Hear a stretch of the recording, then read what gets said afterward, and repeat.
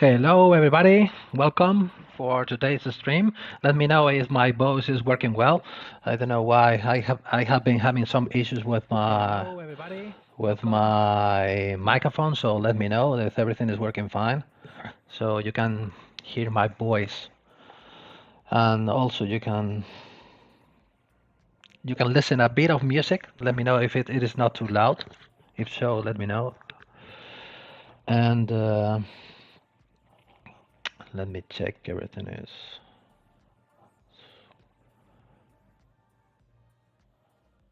working.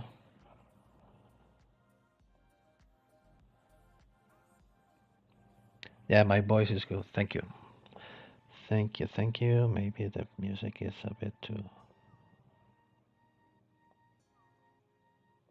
Okay, let me adjust it like this. The music doesn't sound. You don't listen to any music. I like to work with music. That's the reason why I ask you always if you can listen to music. Maybe it's just. Maybe I can. Let me know if now it's better.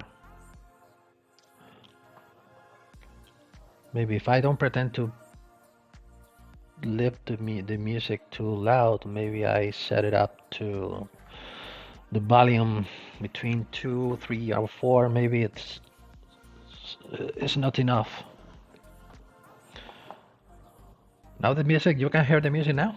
It's just for to know that which are the best settings for the microphone, the music, and so on.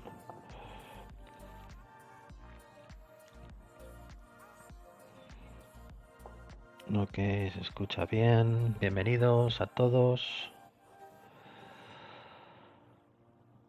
Okay, let's get into ZBrush. Sure, Arturo, let's go.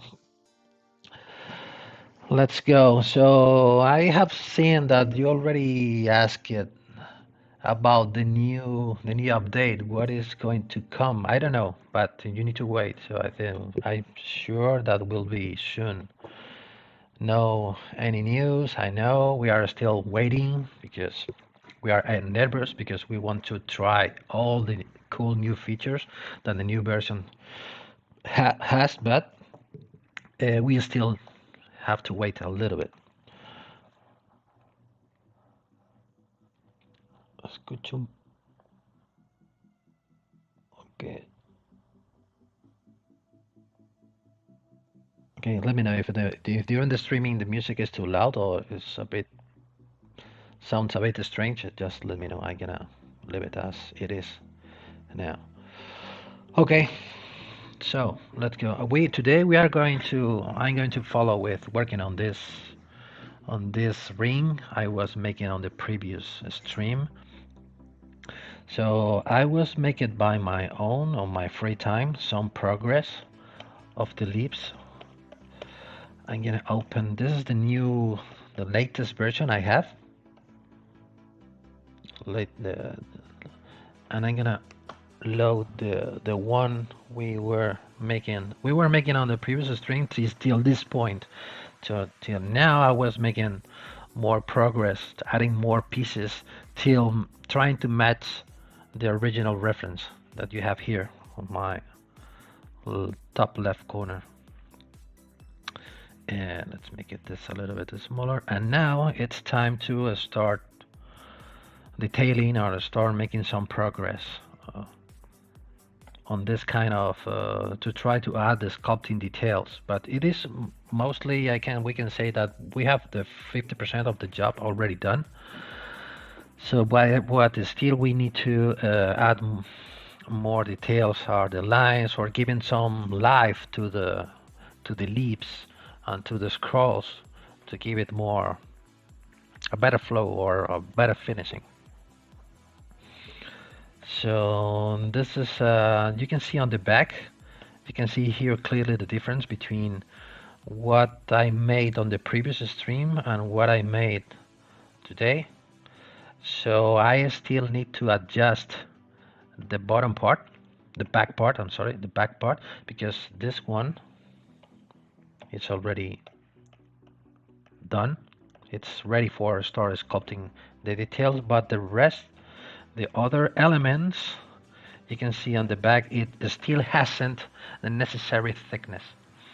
What I'm gonna do now is I'm gonna put this on top. Gonna drag it and drop it here on the beginning of the list.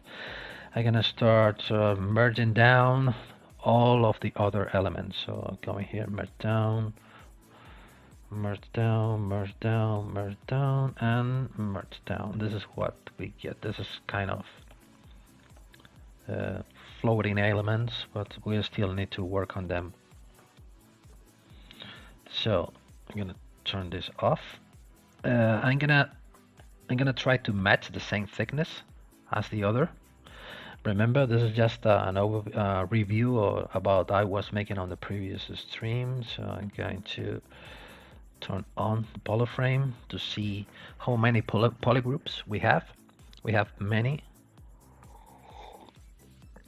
But now I think that we all need only one polygroup. So we can use the shortcut Ctrl W, so we only have one. And now to try to get a more uniform topology, before you start doing anything, I'm going to go to the series measure. Maybe with this setting, with double and with data size to 0, I'm going to change the topology to try to get a more regular, well, let's say the same instead of double. Yeah, looks nicer like this.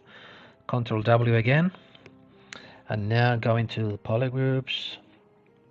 You have any questions or related to what I was doing or about a completely different thing? I'm gonna try to read your questions. I'm gonna try to pay attention to your questions. So just send your questions or your comments. I will take care of them as more as I can.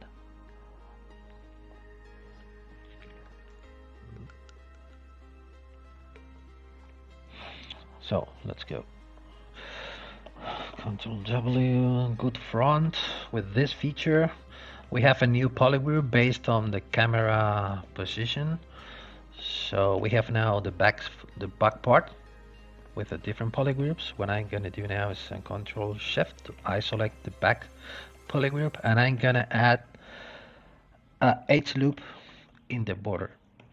So turning on the crisp to try to get a thin polygroup, H loop, and now I'm gonna polish by feature to try to smooth a bit the border, and now I can come back to the visibility, to the whole visibility, Control Shift Tab and Control click, max invert, and now I can start extruding.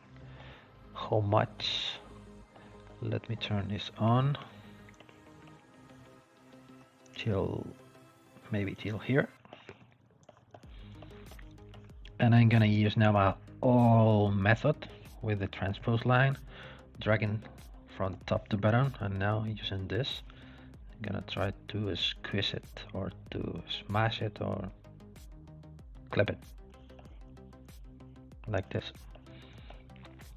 So now we have 3 polygroups: front polygroup, profile polygroup, and back polygroup. Hello Charlie from Orlando, nice place. So let's come back again to the series measure and keeping the keep groups button active. So now we have completely ready for a sculpting mesh. For example, let's start with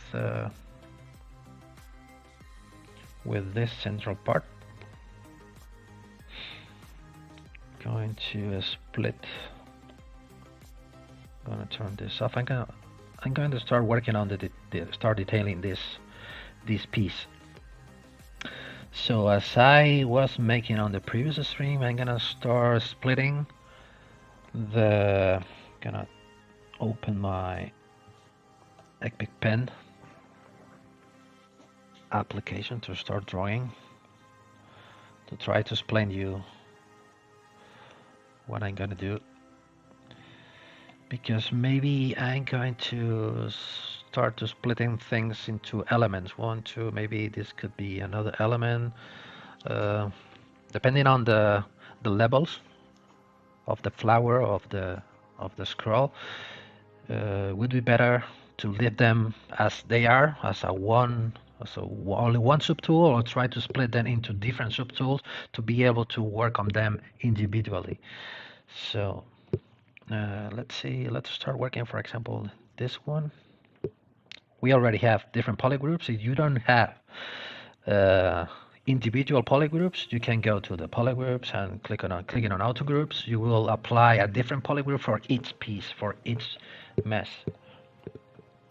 So Control Shift and Shift click here, and maybe I'm gonna use this one and this one. Let's split hidden, and this one I'm gonna keep this and this one as an individual elements. Split hidden again, and this, yeah, like this, split hidden, and maybe that's going to be enough. So let's start working with the bigger one, with this one. I'm gonna leave this for later. I'm gonna put it on the bottom of the list. So I can start subdividing the mess, and what I like is to work with dynamics. We can work with dynamics, or we can try to make a light boolean here to try to keep the topology that we already have. But I think that maybe I'm going to prefer to. I was thinking about, is this is going to be a good idea to make a dynamis, because here we are going to join, we are going to weld these 2 points. Maybe it's going to be necessary to work on them individually. Maybe I'm gonna use the Move Infinity brush with the topological feature active.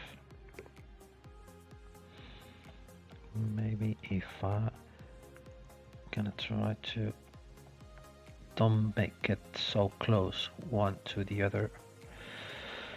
Okay, I forgot to load my grid, because on the previous screen I was putting the reference image attached to the floor. So I'm going to draw, open, and here I have my C grid. I need to relocate to change the position again. Coming back to the draw menu again.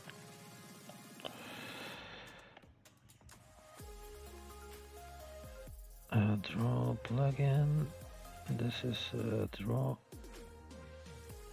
And maybe here we are left, right, up and down. We can change the position. It's going to be there, more or less. Yeah. Let's make it brighter. Trying to put it on the right position. Okay, let's leave it like this. Gonna save it again. Hello Arnaud. Glad that you are here as well. Y Juan Carlos, un placer como siempre aprender contigo. El placer es mío que estés aquí viendo lo que hago y te resulte interesante. Okay, let's go. So I'm gonna try to fit better, follow. This is a brush that I use a lot. You have been watching my previous streams. You already know it. I love this brush, the Move Infinite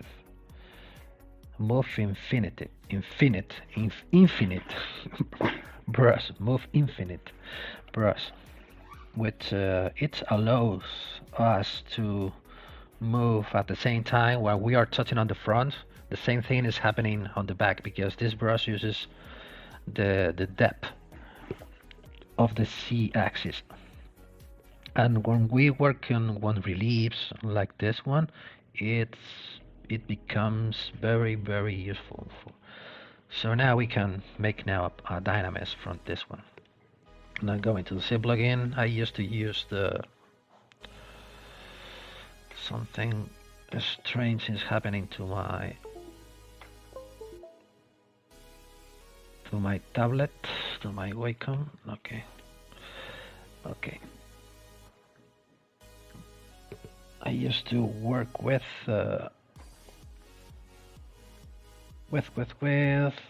Dynamics utility.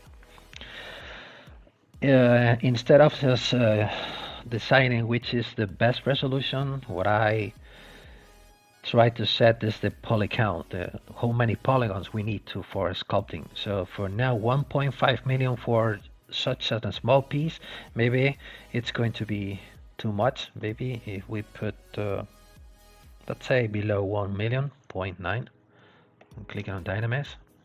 Now, so we have enough resolution to start detailing, but without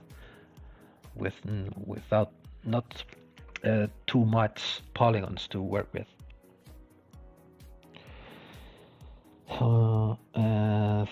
Can these techniques be used on Victorian ornaments? Yes, you can use this kind of method to make or to replicate any kind of ornaments, I think. This one, we can call it Baroque ornaments, but the Victorian ornaments, they are not so different. I'm gonna start welding. This is the reason why you can see here now, this is very clearly. This is the reason why I start making or start attaching little pieces like here with tubes or with spheres or with different primitives, because you can see here we already have, with this method, we already have this kind of curve already made, so it's not going to be necessary to make this by hand. And also, and one very important thing, we already have the different heights and the different steps of the element. Here we have this kind of steps where we want to achieve this kind of finishing sculpting by hand with any of the brushes. It's going to take much more time, and in my opinion, it's going to be much more difficult to get a clean transition between the lower and the higher step. So that's the reason why I always start making ornaments with different elements, making the design like making a puzzle. Gonna use the move brush with my back face, and also you can do this. Gonna reduce. Another cool thing about the back face, you can start adjusting this. For example, you want to get a better defined step or better defined, more crisp ridge or line here. You can use the move with the back face, and you can see you can start cleaning and refining the curves. Okay, let's start working on this kind of. Here we have another extract step. I'm gonna make this with a mask. I'm gonna paint a mask here.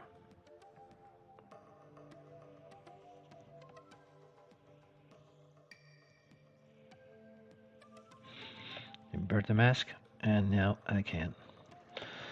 You can do two things. You can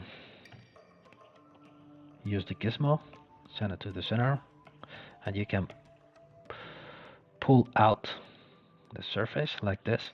Or I prefer to use the move brush with the Alt key, without the back face, of course. With the Alt key, you can see that you can start pulling out the surface, but without affecting this portion.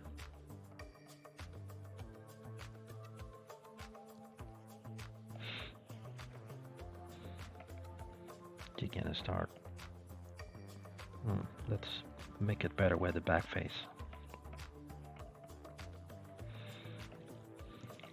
this as we are working with Dynamics. As any time where we are stretching the topology, we can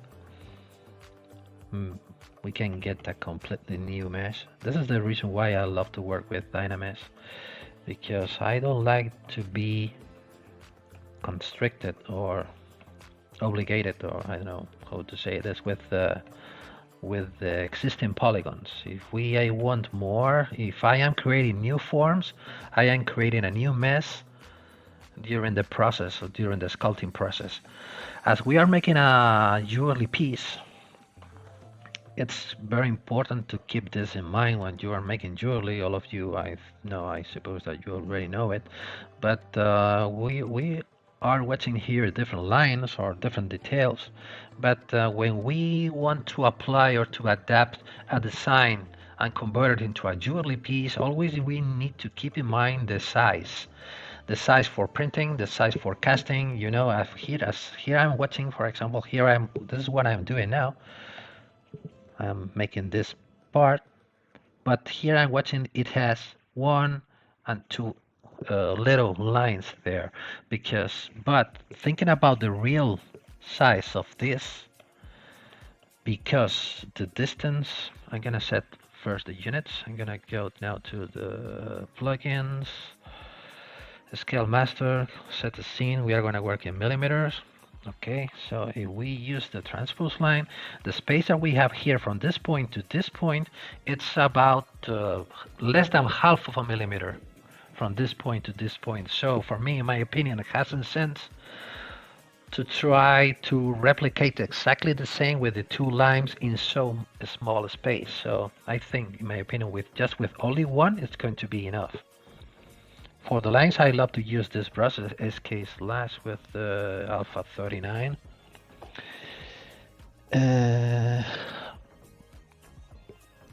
Hola, Misai-san 3D, bienvenida. Welcome from Jamaica, nice place too.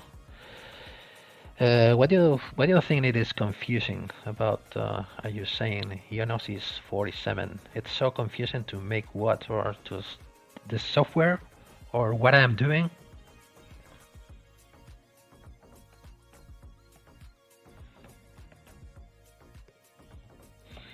I'm going to use this, and I'm going to apply a new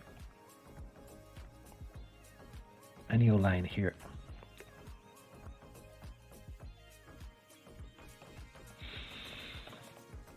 And here the same. Let's repeat. I'm gonna use the lazy mouse for the masking to start making a bit of detail here. Always keeping in mind, as I said before, the scale.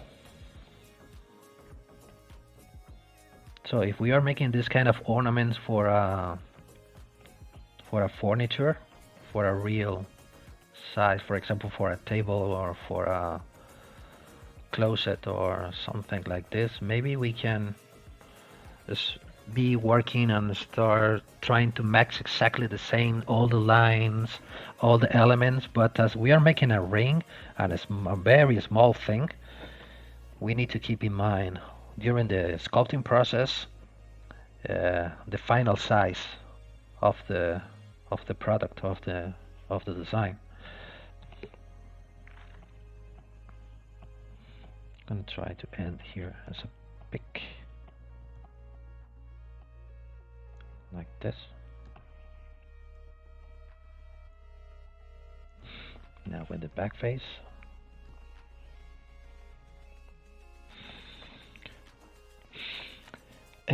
Sorry if it's already. Oh, yeah. Where did I make the base? What do you mean? The base of this? I start making the base with clay tubes, for example. I'm gonna make a quick example. I'm going to just using the solo mode turn this on. This is the one brush that I use very often. This is Curve Tube Snap brush. Just start applying tubes like this.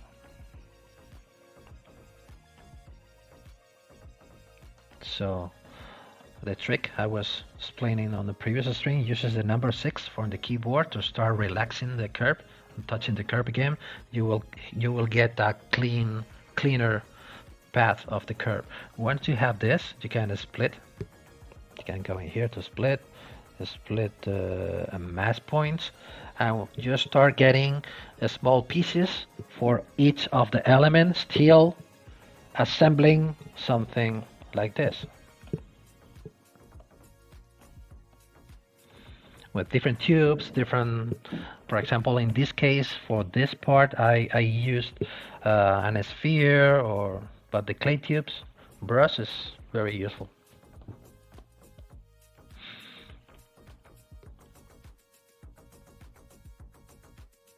Another process that you can use, for example, you can apply more than one tube at a time.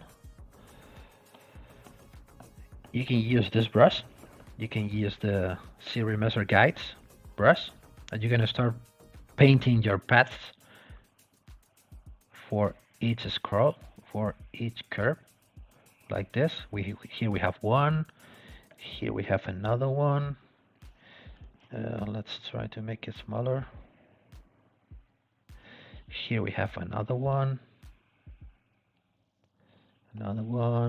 etc. So another one here, and another one here, another one there. And now once you have all the curves applied, you can now grab the curved tube snaps again, and touching one curve, you will get all the tubes at the same time. This will save times for you to don't be drawing and creating one tube at a time. This is a very useful way of working when you work with curves and you need many curves on the same design. Undo. Okay, let's come back to this one. I'm going to use now the same brush as before, as case last, but now with the Alt key, I'm gonna try to make this kind of, let's say, start from here and end, whoop, let's say better, something like this.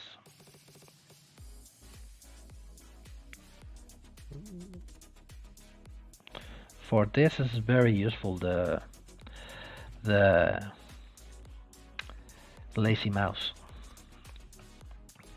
and it's not necessary to make the line, as you have seen, completely perfect at the first time. So now you can, with the Morph brush, you can start refining. I'm gonna use this brush now to start pulling, change the profile here.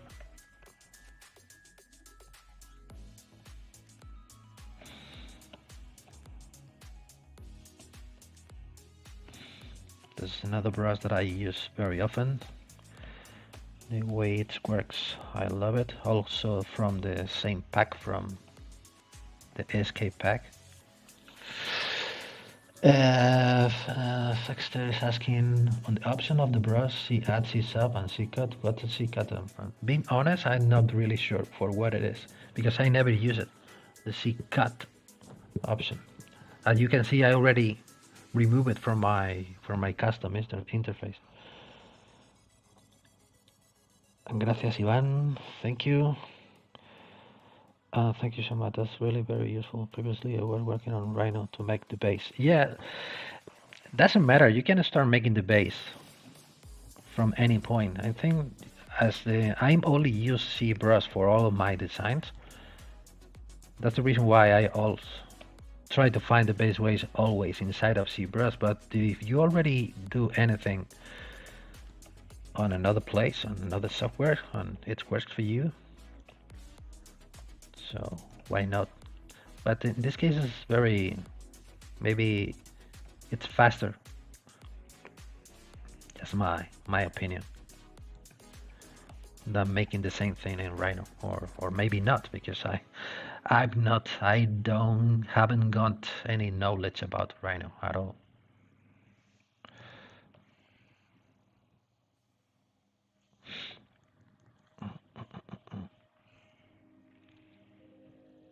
And from this point, and you can watching is just a matter of sculpting and sculpting. So no tricks, no shortcuts. It's just to be with the different brushes.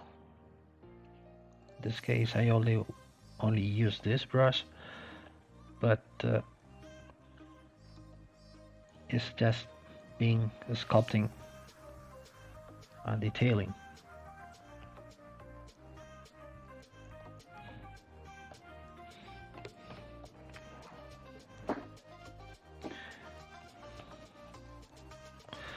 Another one thing that you can do is another trick or tip.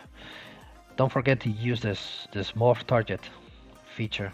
For example, I'm gonna put here an example. If you go to Morph Target and it's just store the morphing or the form of the mesh at this point, what you can do is to start pulling out this, remove the mask, and start blending this transition from the higher point till the lower point.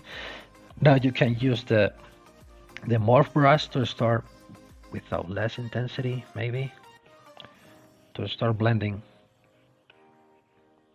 the surface just within small touches. Morph Target is a very useful feature on many cases.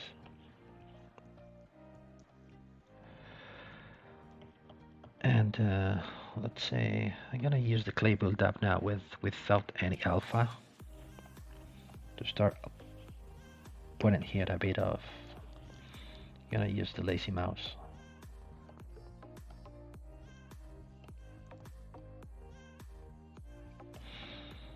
to make something like this, and then maybe what we can do.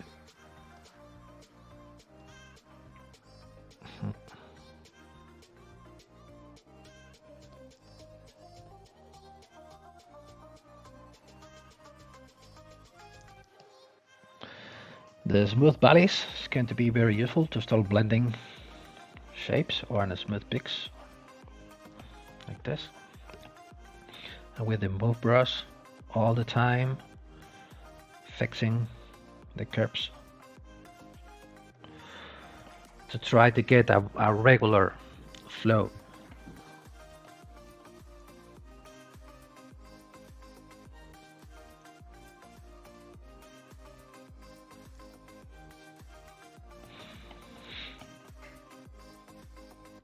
Like this, what we can do now, we can use now the polish brush. I like to use this brush with the Alt key to start polishing. It's like using a sandpaper, because here I need a little bit of angled surface.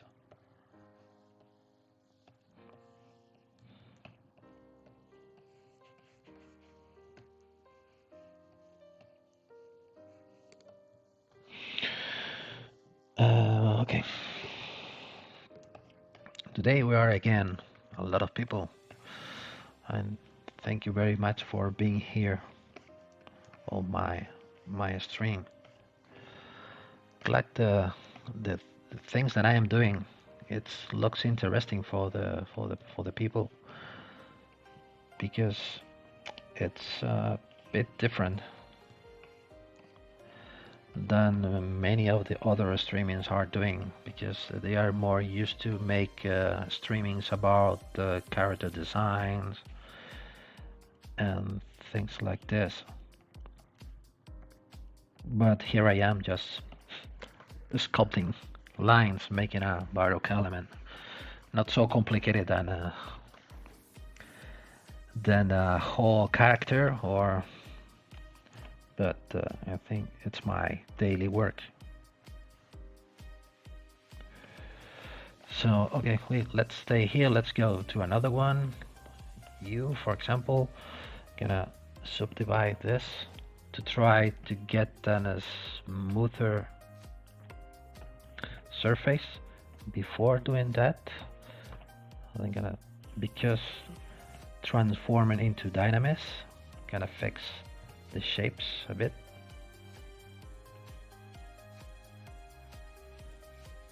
Like this. Divide, and now let's go to the plugin, and now we have a dynamics. So let's start blending here.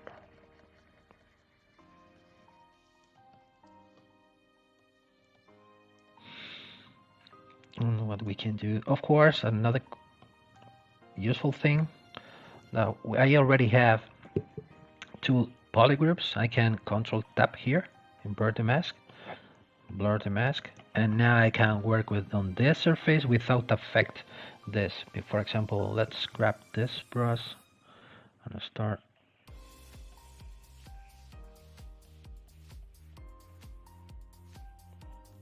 getting the shape from this part as well.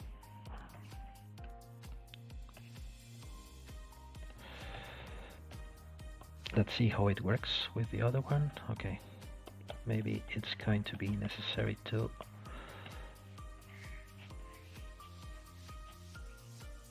try to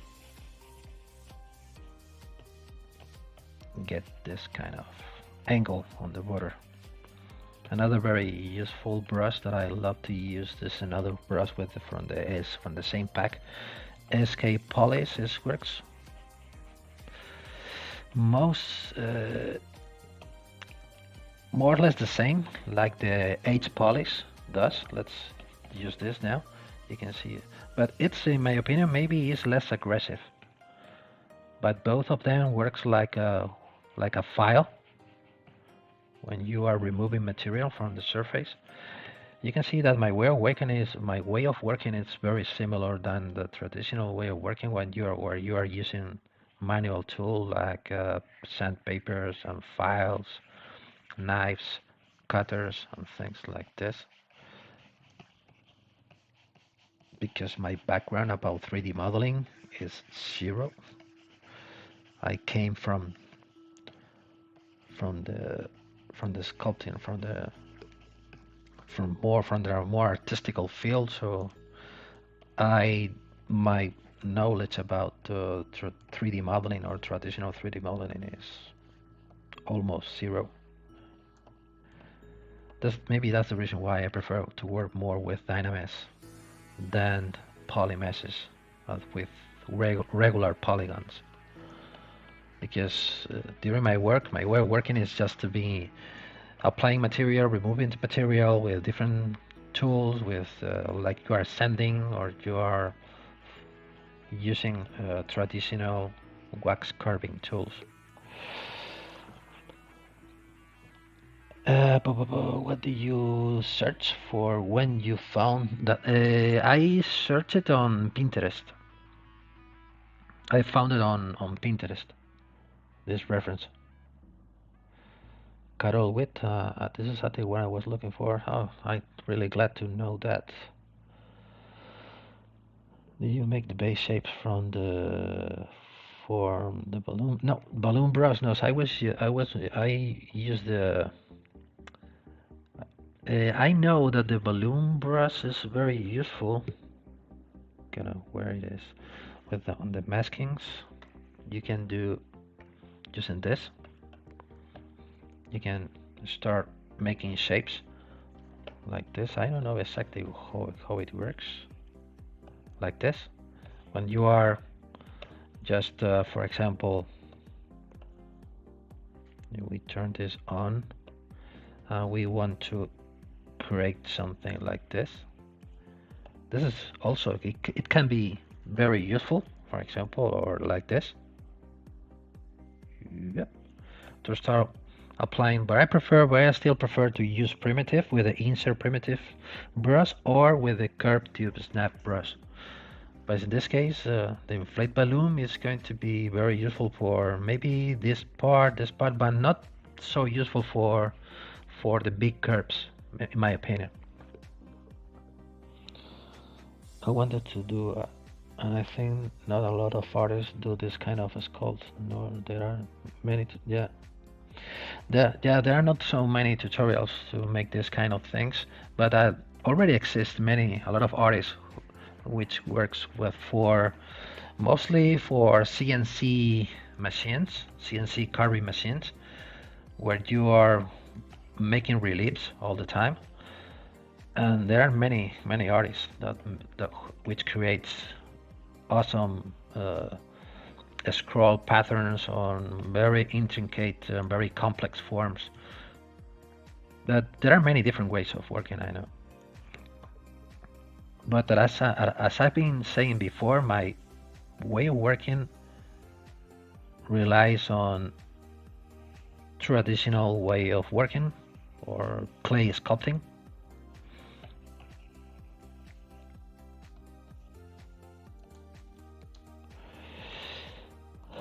Yeah, everyone has its own way of working, of course.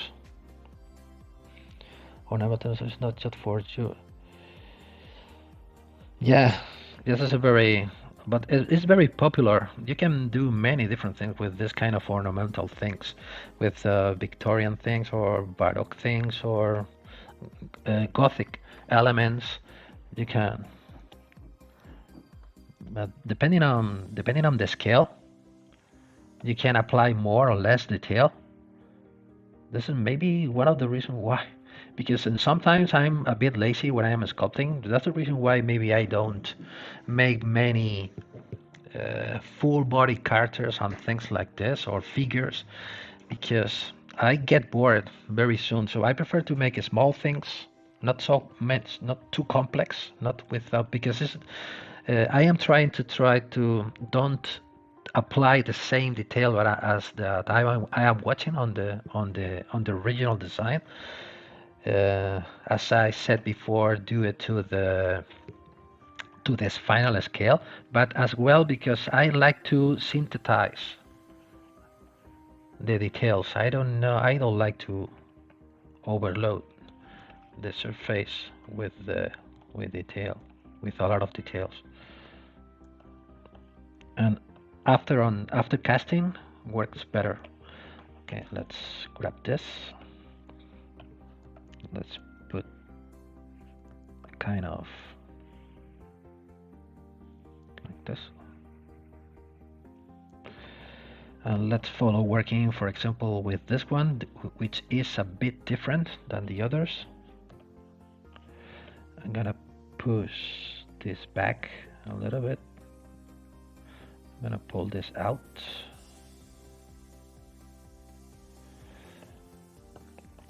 I'm going to transform this into Dynamis. Because doing this, I'm gonna use the lasso again. I'm gonna make a mask here, blur the mask, invert the mask, and I'm going to try to bend it a little bit more, as I was making on the previous stream. I love to use this feature from the transpose line. You can drag the transpose line out from the border, from the mask till out of the model, and now with the Alt key and with this, you can start bending and making things like this. The same here.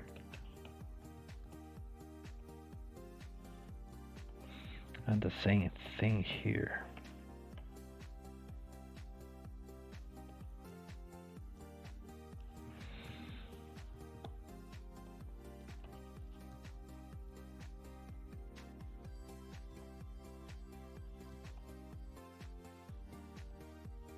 Like this. Okay, let's subdivide it and let's make a Dynamis. I'm gonna push this in a little bit, like this. Plug in Dynamis. Well, there are many questions now, many comments. So no puedo.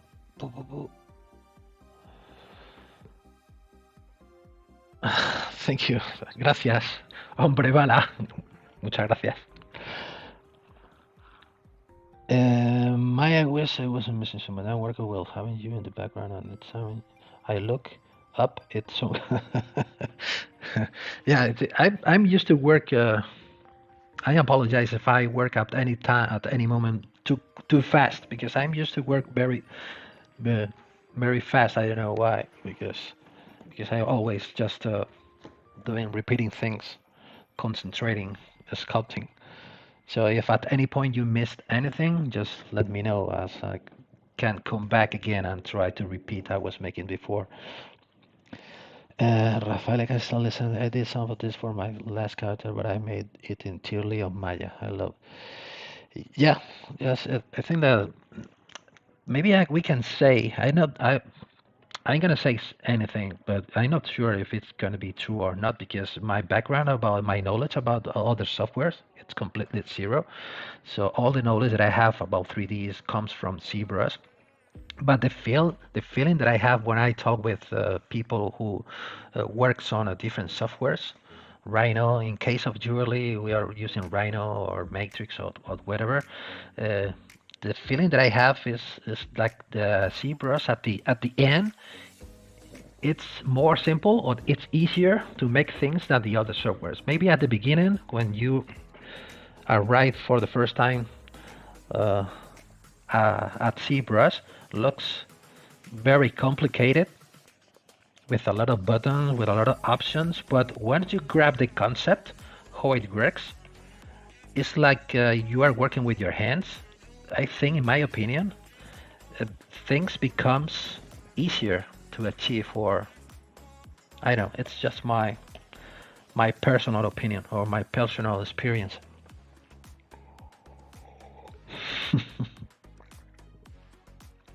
Yeah, it's difficult to sculpt and talk at the same time. And in my case, to sculpt and to start thinking in English and try to speak in English at the same time, even more complicated.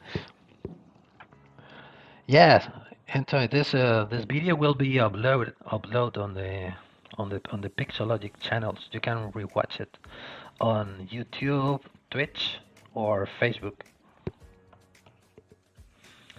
Okay, let's see. On chair, who part of my earphone? This design on a chair, yeah, on a chair. I was making on the past some kind of this kind of ornaments for furniture, for closets, for the legs, mainly for the legs, for chairs, closets, and tables, for CNC carving purposes.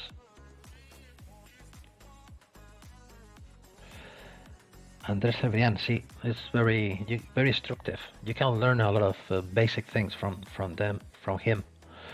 What happened with me is that my sculpt always get dirty with things like this, so I always end up doing poly modeling. Yeah, yeah, maybe I can agree with you. I can agree. The way of working that I have to avoid this kind of dirty things or irregular surfaces is use a combination of a smooth peaks and a smooth valley. I never use the default smooth brush, which is activated for the first time you launch ZBrush. I prefer to combine smooth peaks and valleys. I'm gonna explain you why. Maybe I'm gonna, for example, let's grab this. I'm gonna try to replicate this kind of leaf shape here. This.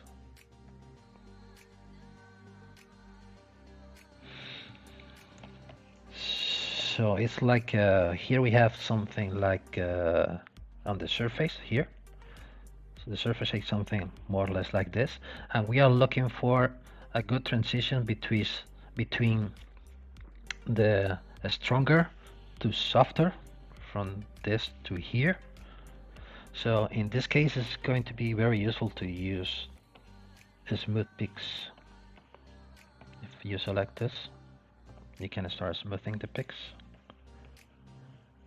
but you are going to preserve or retain some. You can see here I am using the smooth peaks, but this kind of ridge is still there even if I am smoothing the surface.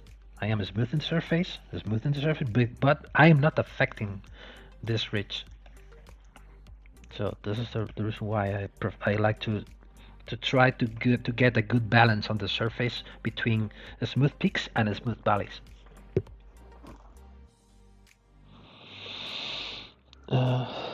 Okay, let's follow. Maybe here I don't know. It's going to be. Yeah, I'm going to use this.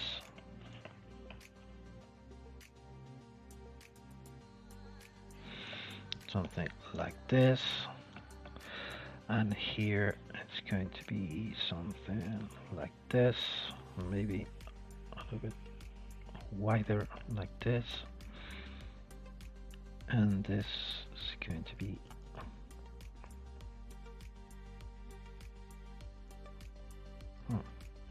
needs to be more parallel.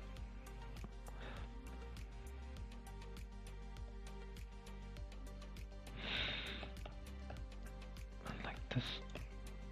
And for example, for the SK polish, to start polishing this. Gonna make a mask for this one. It's like you are using a file. Here the same.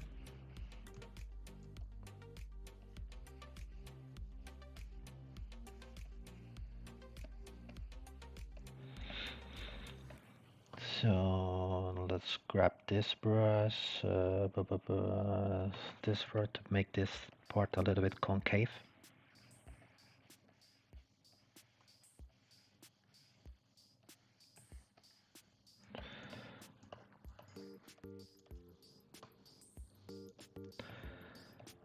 Okay.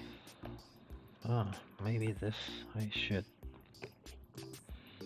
pull this down a little bit.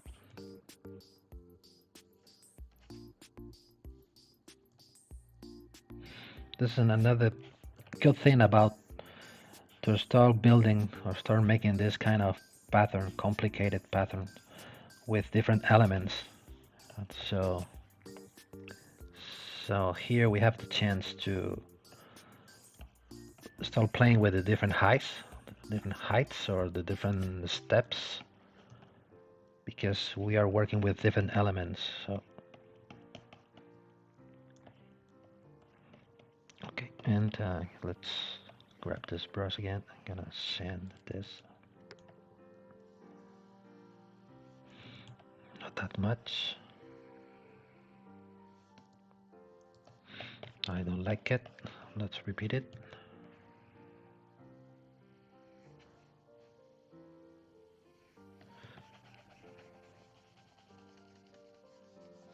And another tip that I can give you, it's that to get a good surface finishing when you are working with Dynamics, it's try to get the right amount of polygons or the right resolution.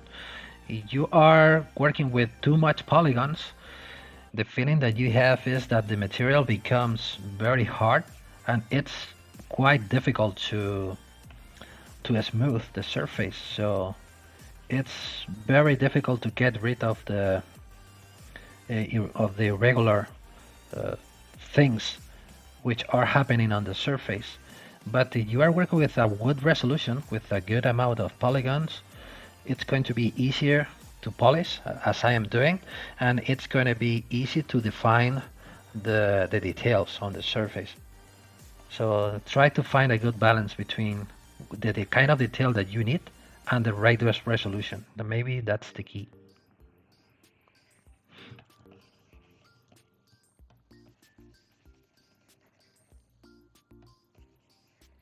You can see I'm always changing from smooth valleys to smooth peaks all the time. Okay, what happens? Okay, where did I get the SK brushes? It's quite, and it's an. He's another streaming Pixologic streamer. His name is Sakaki. It's a Japanese guy. Kaoru. Kaoru. I always find it his ArtStation. You can see here, you can find it on ArtStation, Sakaki Kaoru. And if you go to his store, here you can grab the brushes, Escape Pack or Escape Pack custom brushes.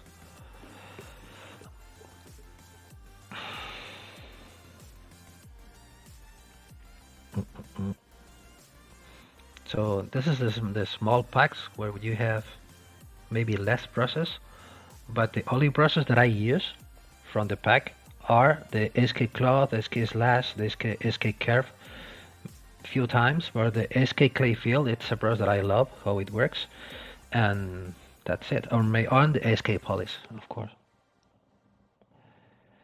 What's the difference between the clay field and polish? The clay field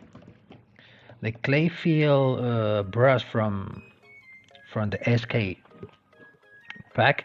The feeling that I have is when you are working with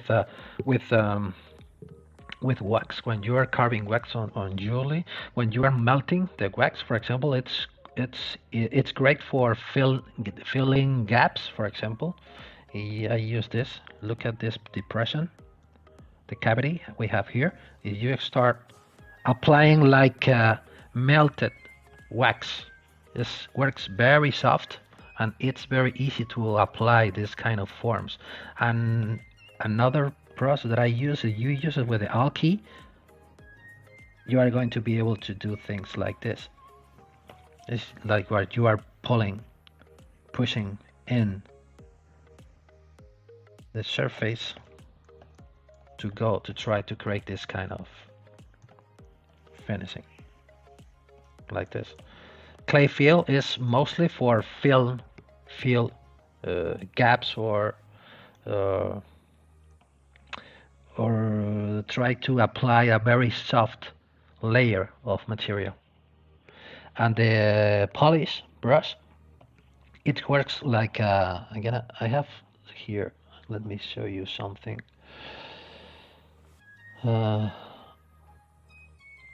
This is how it works, the polish brush. It's like a sandpaper. When you are sanding, when you have a surface, you start sanding the surface to try to achieve a smoother surface or a more regular surface. If you use it with the alky, you can, for example, let me find. Gonna use the move brush. Gonna pull this in a little bit. For example, if you are looking for a more flattened surface here, you can use the polish brush with the alky. Don't forget to use the alky at the same time. You can start sanding or making things like this. Of course, I recommend you to use this brush with long strokes.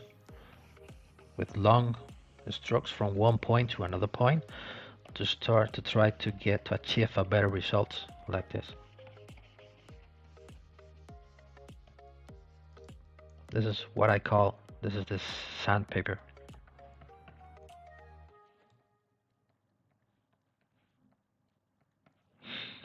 Polish brush.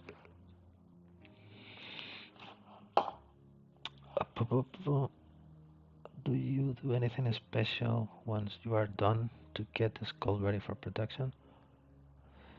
Filling undercuts. This is there are not undercuts now. Mostly I can see it does, because the process I did at the beginning of the streaming to get something like this. You can start. I'm gonna try to duplicate this. I started from here with a lot of undercuts and things floating, different heights, and I follow making this kind of process till get something like this, with different heights, with different levels, different steps, but without any undercuts at the bottom.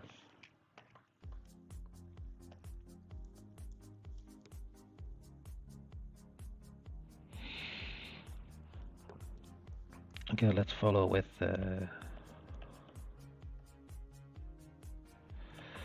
can always with the back face you can change the thicknesses. For example, here this is a very interesting way of working with the back face.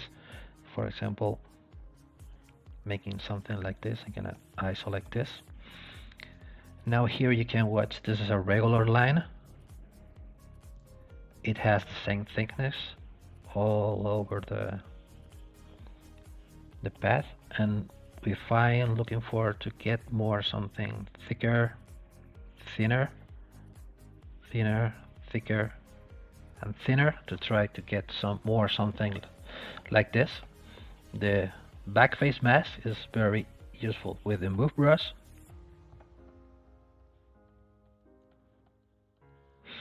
you can start getting this kind of things only with the back face mask. The same thing here.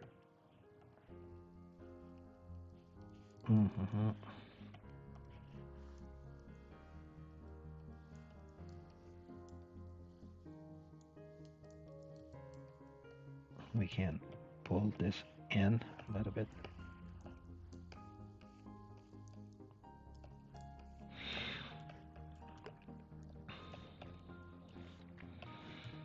I use the back face many times for sculpting purposes, not only for protecting the back part of the mesh when you are working with a thin surface meshes.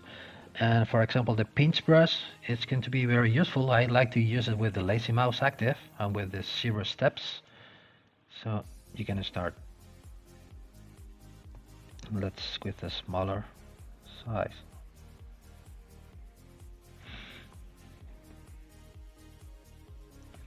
They're still cleaning the curves.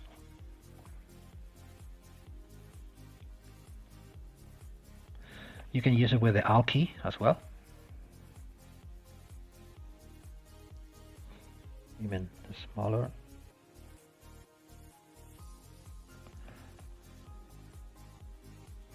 Maybe let's apply more intensity here.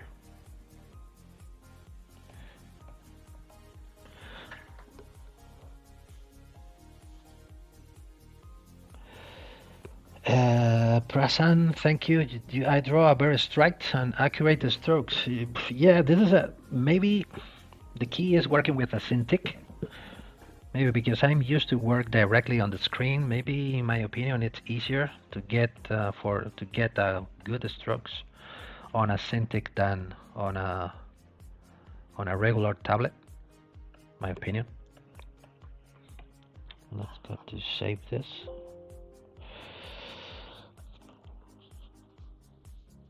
José Ignacio Sánchez is asking in Spanish, ¿hay algún vídeo donde puedo ver cómo comienzas este trabajo o alguno parecido? Sí. Today is the second stream of this. You can go to the Pixologic YouTube channels, and there you will find the first session when I start sculpting, making the base of this.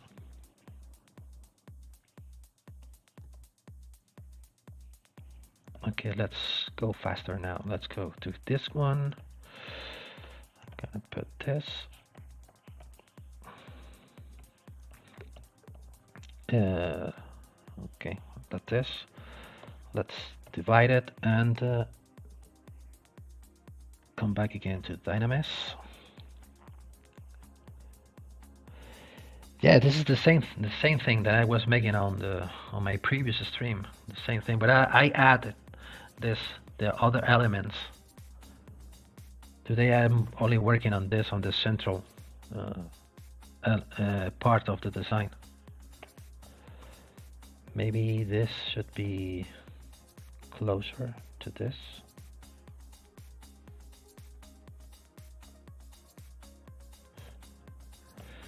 And what we can do is with this case last, we can get a good reach here.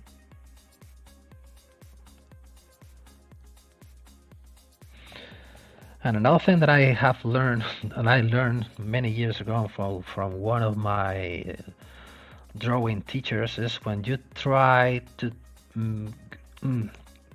make a good lines, you can start watching here at the end, more or less at the middle of the line. You can start watching at the end of the line, or when you want to arrive. So you start from here to there. So leave your hand and your eye flows together both at the same time. This is maybe it's good to make this kind of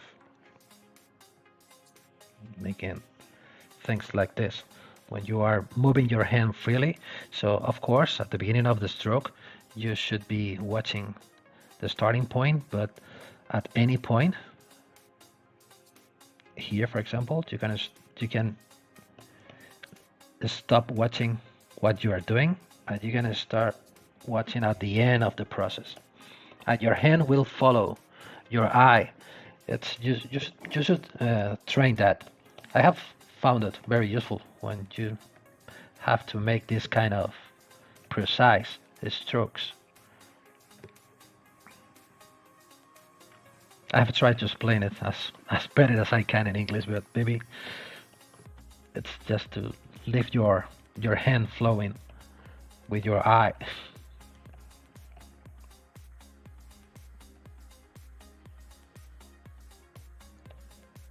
Like this. And I'm gonna use a new feature of ZBrush, of the latest, not the latest, because we are still waiting for the new update, but I'm gonna try to use one. You already know that you have here inside of the stroke menu, you have this new button. It is Interpolate.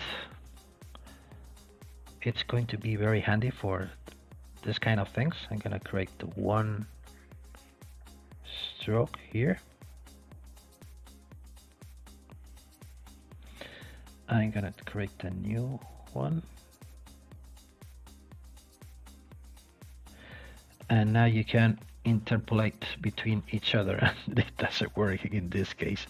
Let me think why. 1 and 2. Yeah, my first stroke was too long. Maybe let's make it something like this. Another one like this. You can start interpolating. How many? Let's put 3. And you're gonna start making things like this. And start blending the finishing with the smooth valleys. You're gonna start blending the finishing into the main form. The smooth valleys, combining the smooth valleys and the smooth peaks, you're gonna start making things like this.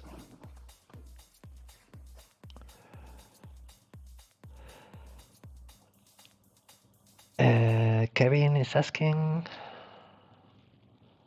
disculpa si lo haces esculpiendo. This is, you can say, we can say that this kind of technique is closer to the sculpting than the modeling. Talking about 3D concepts, when you are talking about modeling, you are more talking about the way of working where you are extruding faces on vertices and on sides of the polygons. This is a little more like a sculpting, digital clay. It's more closer to the sculpting than the modeling. Modeling is more related when you are managing or you are handling polygons. Let's try to get another one. Interpolate. For this kind of finishing is going to be very useful, this new feature. But in terms of scale, maybe I am making very small thin lines, but anyway, it's going to be cool. For example, if I create one here,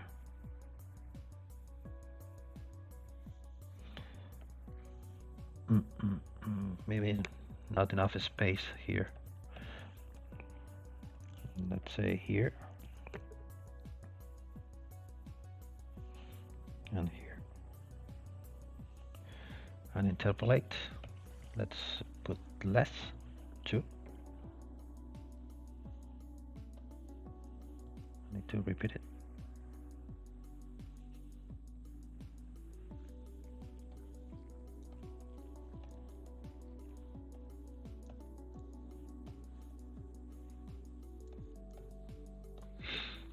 To start attaining things like this. Maybe in this case for jewelry it's going to be very small, but when you are making furniture or bigger things for another purposes different than jewelry, where you have when your scale it's much bigger, maybe this is going to be very useful. For example, one curve.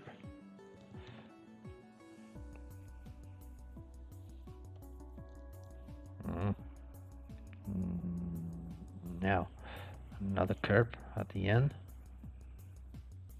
and now we can interpolate. No, in this case doesn't work.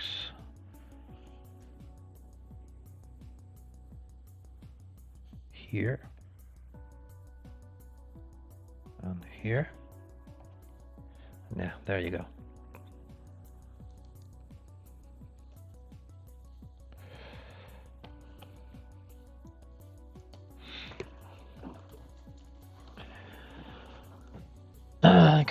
Good morning, comic legend.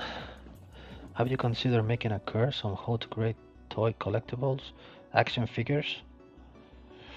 No, I don't.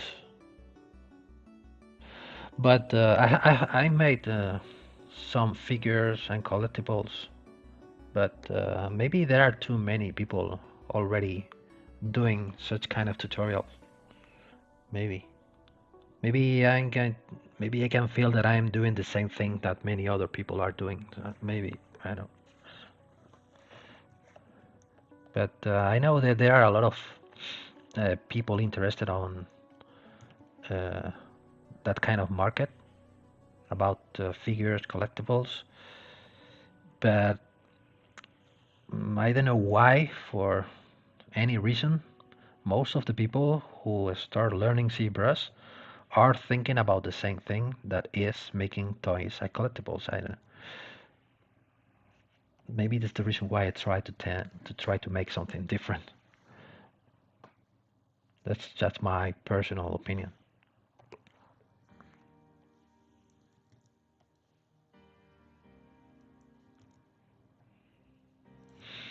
Let's store this Morph Target.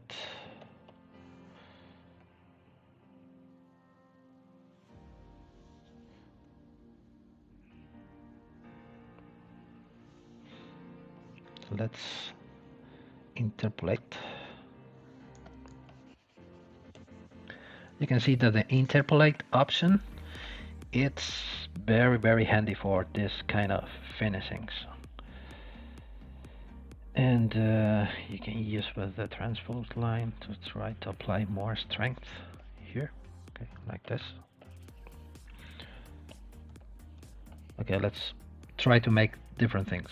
So where do we go now? For example, let's start working on this part. It's interesting. Maybe I can refine this shape a little bit more first.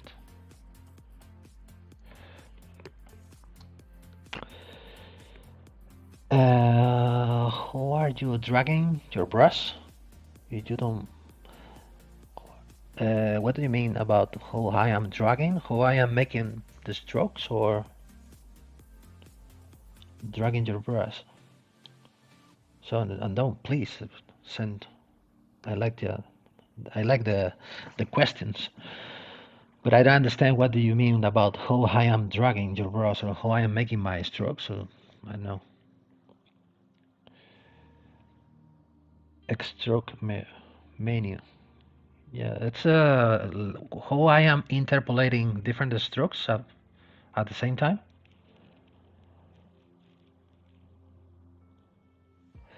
Let me add the question about Gern Blanston. Is there a reason why to create the texture from polypaint button is grayed out even after coloring polygroups?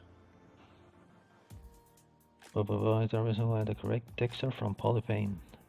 And I'm not a big, I haven't gotten big knowledge about poly painting or creating textures. I don't know what you are referring. Lazy mouse? Lazy mouse, lazy mouse, yes, lazy mouse. You can find the lazy mouse here. For example, let's make an example here. If I grab this, you can go to the, where are you? Inside of the stroke menu first. Lazy mouse. You can control the steps and the lazy mouse radius. It's like the lazy mouse radius is like the tail of the mouse, right? So you are looking for more control strokes. Bigger value will give you more control on your strokes. So let me make something like this. Another one here. And when interpolate, you're gonna start interpolating and blending the starting and the finishing.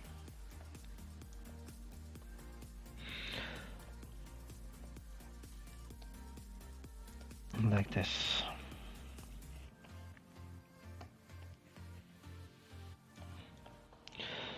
I'm gonna read again the texture from polypaint. Coloring the polygons. I don't know. Maybe it's because you have subdivision levels. I don't know if it has sense. Because, or yeah, or maybe you don't have any UV mapping. Yes, you are right. Yes. That's the reason why it is not able to create any texture. You don't have any UV map created before. I don't know. Okay, I'm gonna work on this part because it looks more interesting. I'm gonna split this.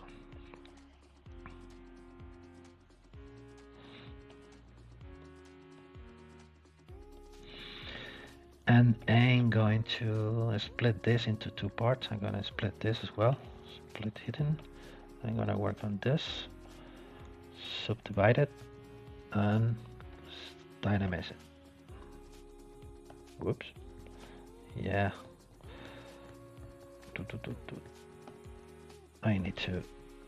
I made something wrong, but I can fix it. So where are you? I split the only one surface because I had one polygroup to this surface. Just to tell you how to fix this, the only thing that you need to do to make is to merge them down again. We already have, but they are still not welded together. If we subdivide them, we are gonna break the surface. So before I start subdividing or start making anything, you can go to modify topology and weld points, and now you can subdivide it without any problems. So I'm gonna split this, split match points, and going to subdivide this.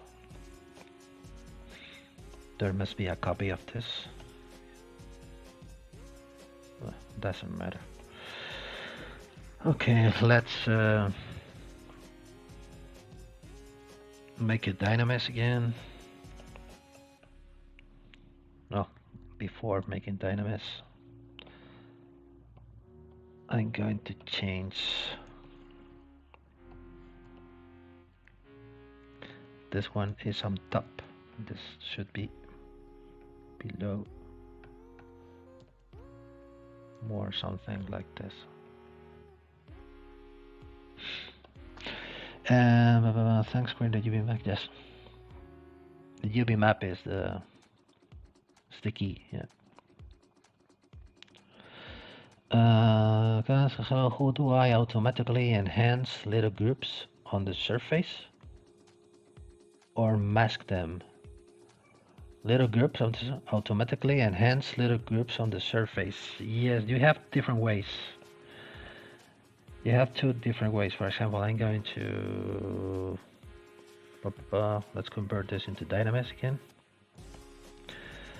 for example, for one process, this we can call it this the old process, old-fashioned way of working. This you can store the morph target, and now what you can do is, for example, you start detailing as I did before. You're gonna start making strokes, one here and another one here, and now you can start interpolating the strokes like this.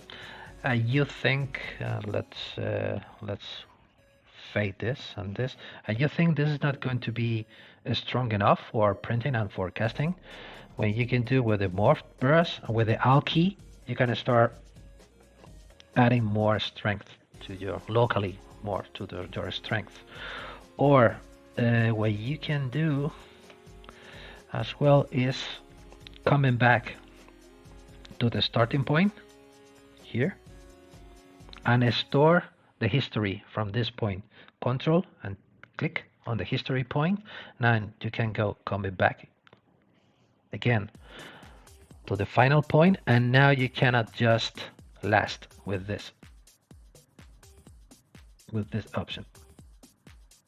You can apply more strength, or you can apply a positive or a negative value. This is the best way about this thing. You can apply positive or negative strength to your strokes.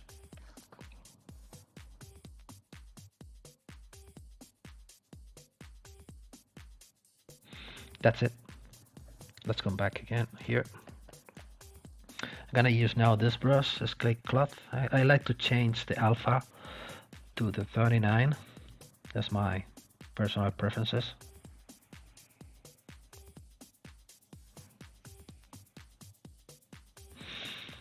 Just try to make this kind of live.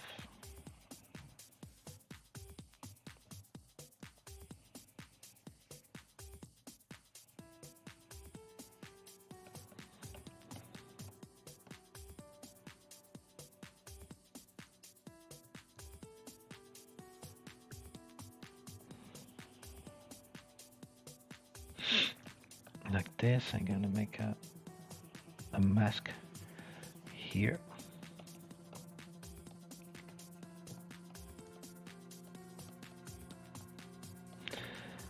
This is one of the reasons why, again, I love to use, or I used to work most of the time with Dynamics instead of regular polymesh, because I'm always breaking or damaging the mesh. So I don't care about the topology and things like this. I'm just looking for great shapes and forms. So this is the reason why I prefer to work with Dynamics instead of with polymesh. Okay, it's going to be depending on the kind of things that you want to make, but maybe I can say 80 or 70 of the time I used Dynamics instead of a regular polymesh.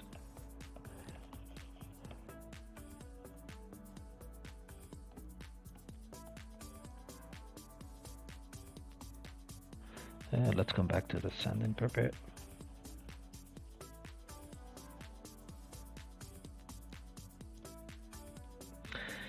And now again, the move brush with the back face to sculpting things. I'm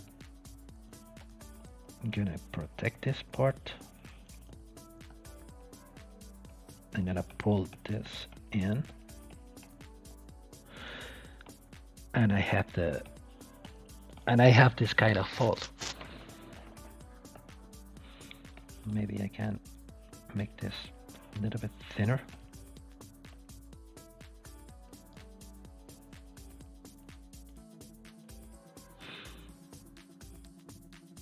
Okay, Control drag, and we have a new mesh to work with.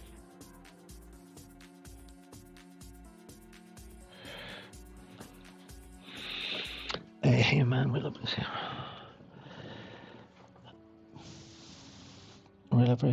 the way you're session, and you are welcome, John. I'm very happy you like it. I really appreciate that you are here watching my stream and you like it. Lo que has hecho con la historia es repetir la última parte de nuevo. Repetir. Yes, what I've made with the history, what you can do is you can come back to the to history, to the starting point, and store this point, and all the things that happens from this point till the end of the history, you can control these 2 points, in this case enhancing the strokes or changing the strokes. This is very useful. And another way of working with this is with the history brushes, the history recall brush.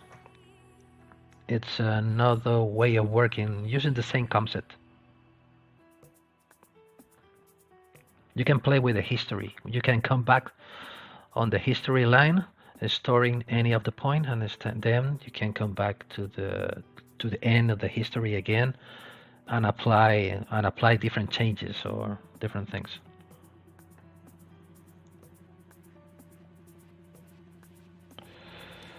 And adjust last is in a stroke. Yeah, adjust last here on the stroke menu here. For example, you let's apply a new stroke here.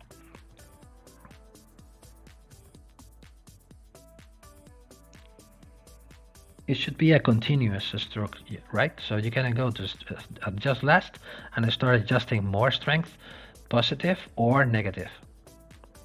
Or you have more than one stroke. I'm gonna apply now here, for example, more than one. Here, 2.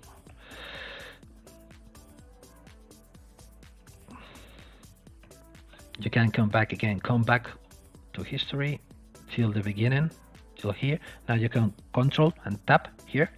You can now control, come back to the final point, and now you can adjust all of them both together at the same time with the same slider, on the same control.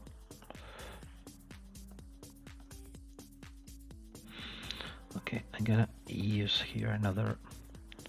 I'm gonna apply a sphere here because it has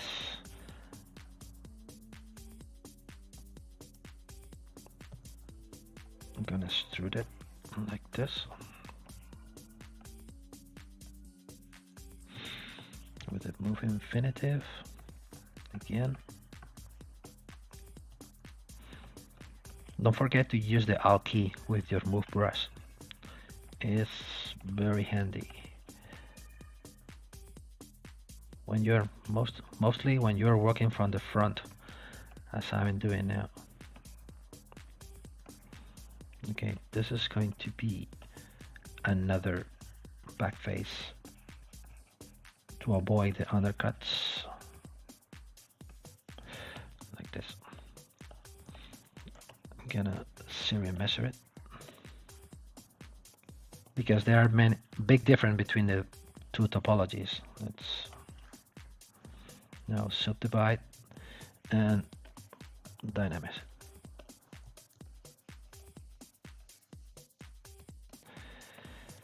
For example, for this, it's going to be great to use the SK clay fill. You can fill in this gap between both. And now using the sandpaper, you can start sanding till getting a regular surface. Maybe this one should be on top, maybe like this, with the back face. Yeah.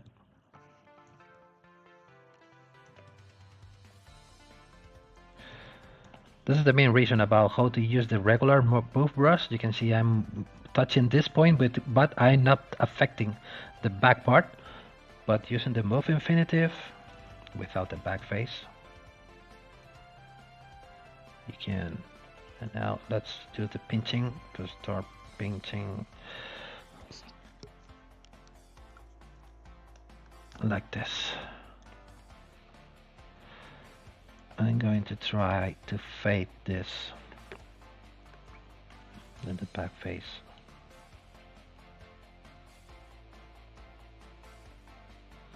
And with the smooth valleys, just try to fade this. And here, for example,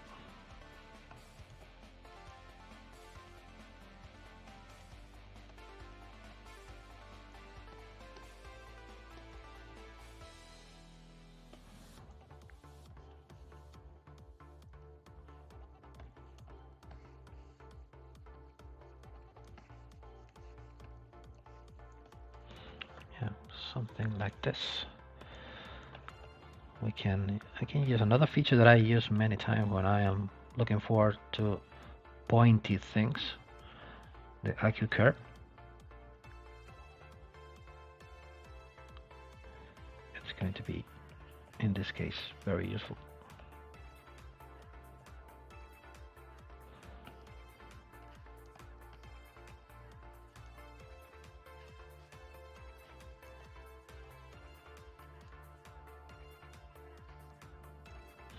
Okay. Gracias, Raúl. Gracias. It's very easy to understand, and it's a learning experience. Welcome from Japan. How time is it now there? It's a bit late, maybe. Yeah, it's very easy to understand, and it's a learning experience based on amount of time that you can put on your practice. I've been using ZBrush for 14 years, so it's my main working tool. So I use it all days, well, maybe less, weekends, minimum 6 hours. Maybe we can buy from 6 hours to 10 hours depending on the job that I'm doing, but I work on ZBrush all days. So let's repeat it again, because I like this new feature, the Interpolate. Let's make things like this. Interpolate. For this kind of engraving finishing, it's very useful, and the result is great, I think.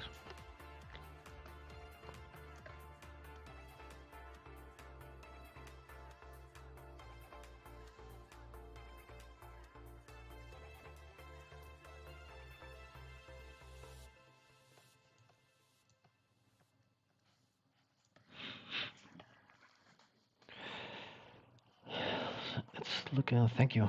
It's looking pretty, yeah, but you can see that it's a lot of work because it's always repeating, working on a small part, repeating the same thing on the other part, working. But once you have the scroll made, you can apply it to different shapes, and I'm looking forward to apply it to a ring band. I already have here the band. I'm gonna try to grab it on the band, maybe on the next streaming, because I'm gonna try to finish it for my next stream. On the next stream, to try to be only talking about how to grab around the different shapes into a ring band, to try to get a cool pattern interpolating the different elements. But maybe for today it's just for talking about the sculpting methods or processes to achieve this kind of ornamental baroque things. Let's go for, I'm gonna grab this 3. I'm going to repeat the same as before.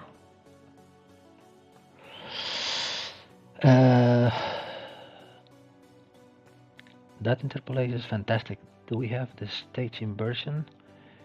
Yeah, the stager here. The stager is here. It's new additions of the 2021.7.2 version. Interpolate and the stager.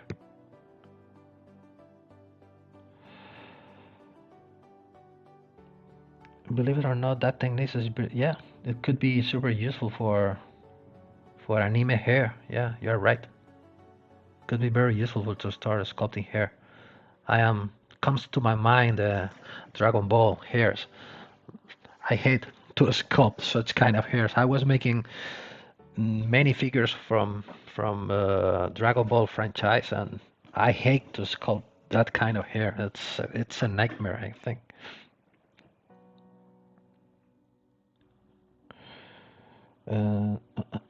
Believe it or not, but I can't wait for a new Interpolate, which will memorize the pressure between first and last stroke. Yeah, that's a new feature that comes with the new version. Gracias, Josera. Me alegro que te guste. And the new knife is also, yeah, then the new knife, and finally we have a knife tool where we can cut things. Yeah, I love it. Yeah, it's a very good addition.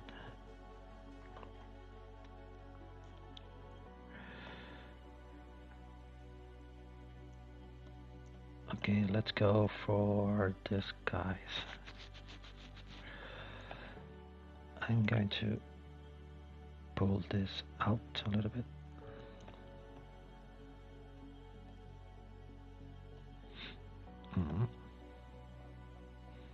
I have a copy from this one. Is this one?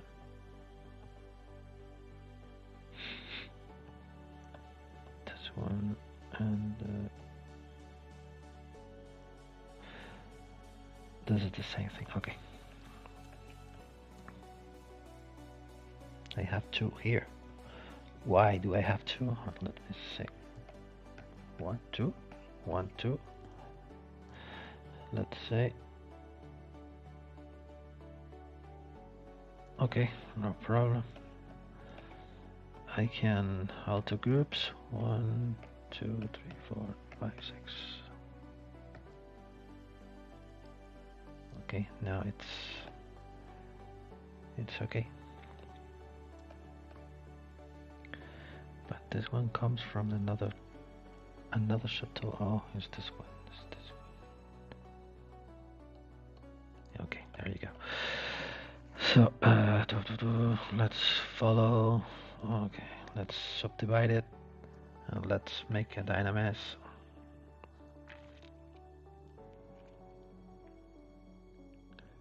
Really? Do you like my voice? I always think that my voice sounds weird and very strange. I'm thinking about to buy a new microphone because I don't know why. When I listen my own voice on the streamings, sounds very, very strange.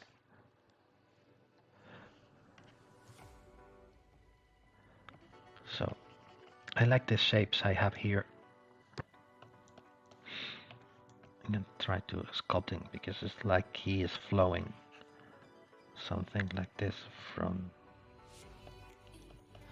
I'm gonna use the clay to start adding a bit of material here.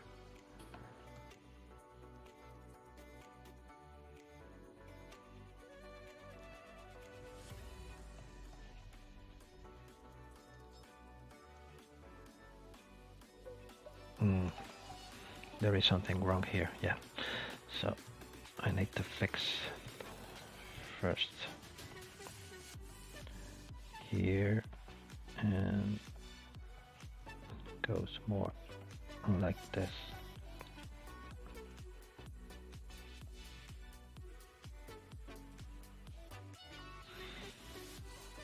Like this. And with the default move brush, we can, without the back face, we can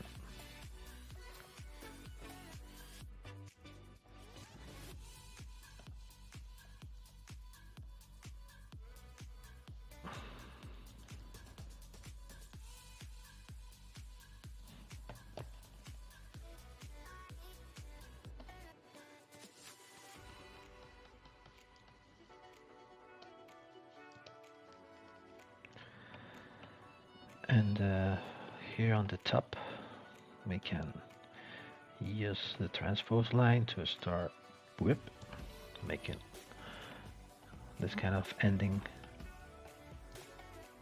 And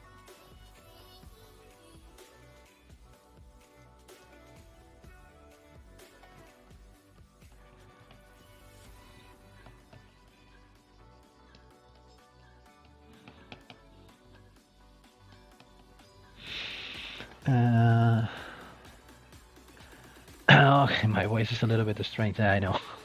Just, I use headphone mic. That's maybe the reason why my voice sounds maybe too metallic or artificial. Maybe it's because I'm using the mic from the headphones. I have planned to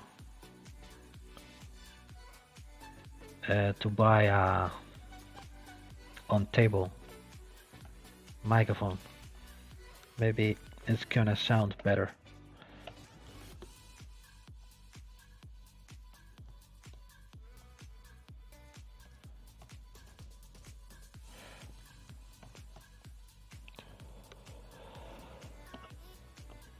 Okay, so let's follow making things. Maybe I can.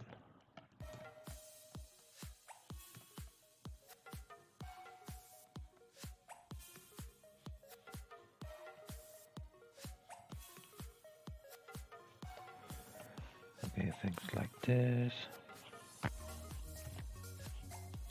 I'm going to try to schedule a next stream for the next week, next Wednesday. All my stream has been Wednesdays, so I'm gonna try to schedule next stream next Wednesday too.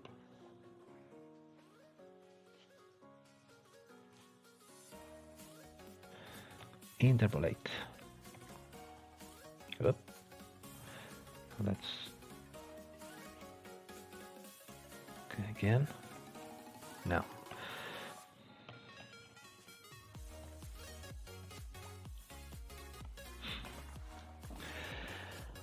Any chip mic from Audio Technica? Audio Technica is good.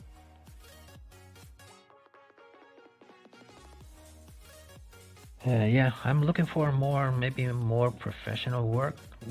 I have found one on a friend of mine. Give me a one. I don't remember now the brand, but the price was about 90 euros, and now it's about 100 and something euros. So it's expensive. Maybe should be good. I think so.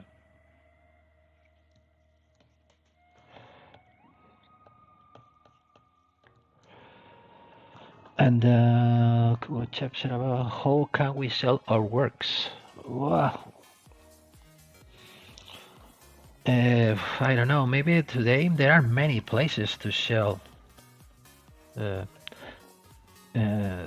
digital files. Maybe there are many places. Maybe Gumroad or ZBrush, Turbo Squid, Thingiverse. There are many places where you can sell your files. You can put your files on shelf. I don't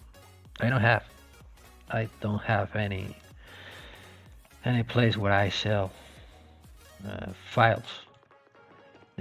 My job comes more from clients who wants to make custom or unique pieces most of the times.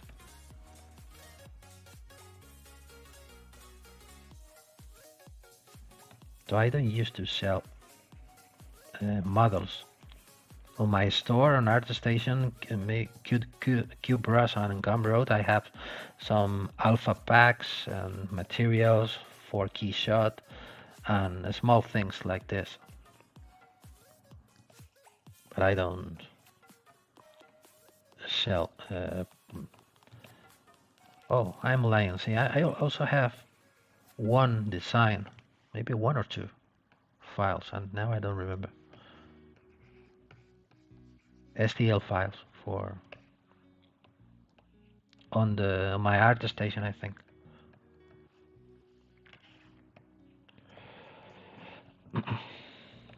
Okay, let's go.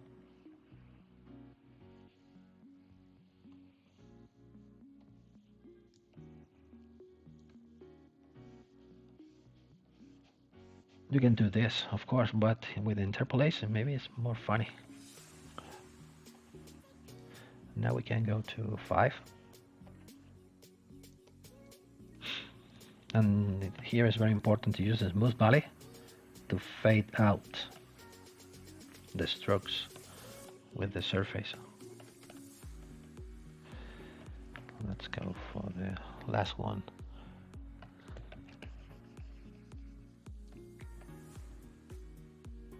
Maybe we can, what I'm going to do now with this one, because the leaves looks like it's bended.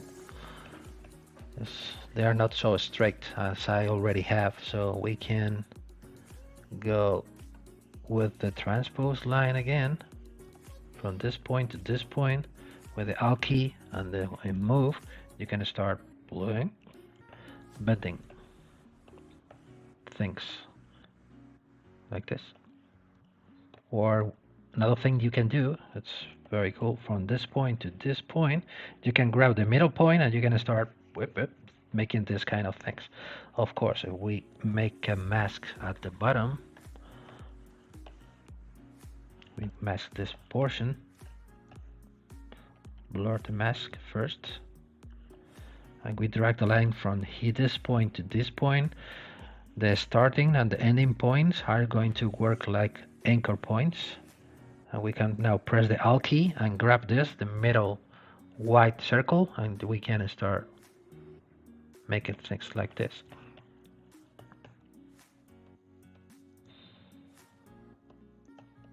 And now I can push this back a little bit, but we still have the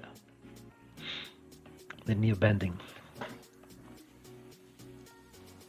I love to use this transpose line. I don't know why the people hates the transpose line, because you can do many different things with it. It's a very powerful tool. It's not, I agree that it is not conventional, but you can do many different things, many different things. It's very powerful, but most of the things that you can do are mostly hidden. You should know how to use it, but once you grab you discover so many things that you can do with it. I think you will love it.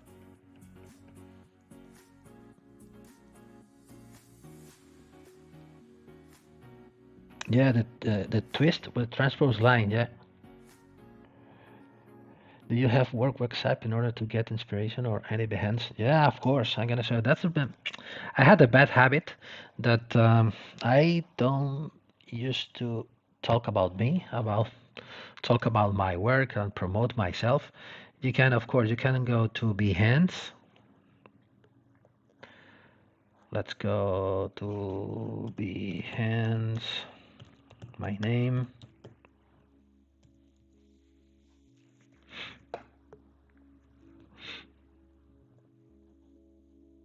And I don't want to make it so big.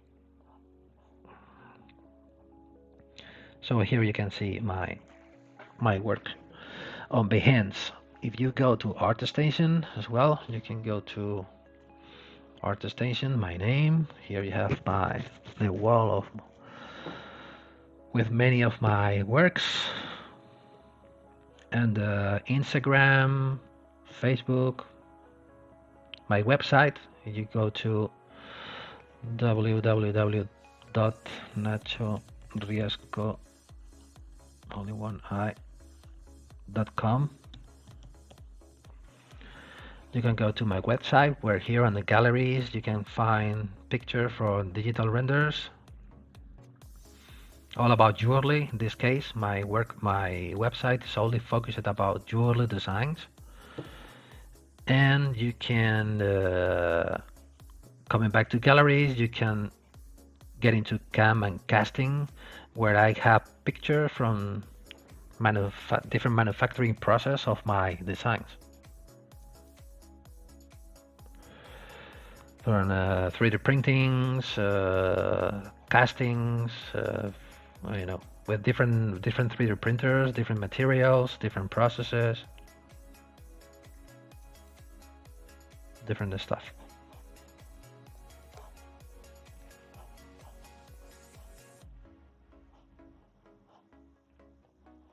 Ooh, something wrong with my browser.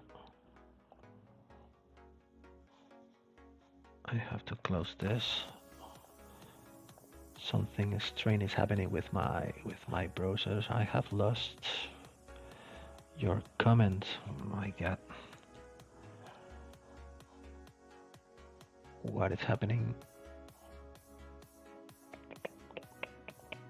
Oh, here we go.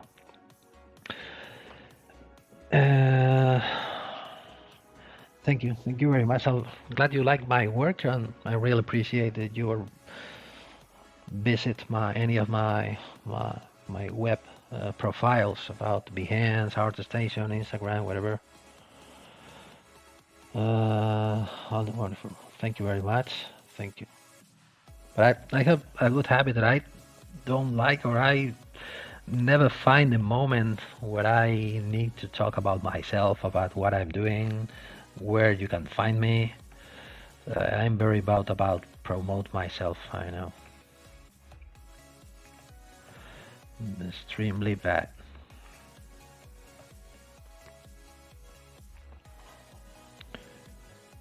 That dragon thingy, yeah. I have 2 dragons. I think I have one. I love to make dragons. I think here it is.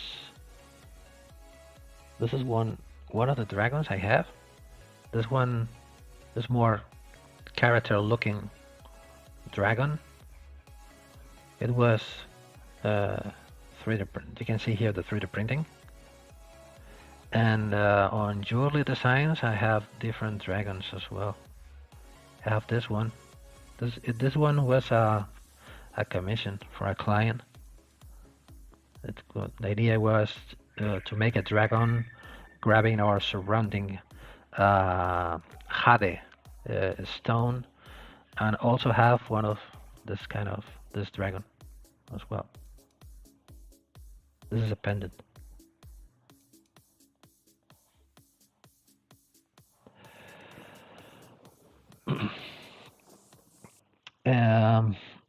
Perfect time to talk about you.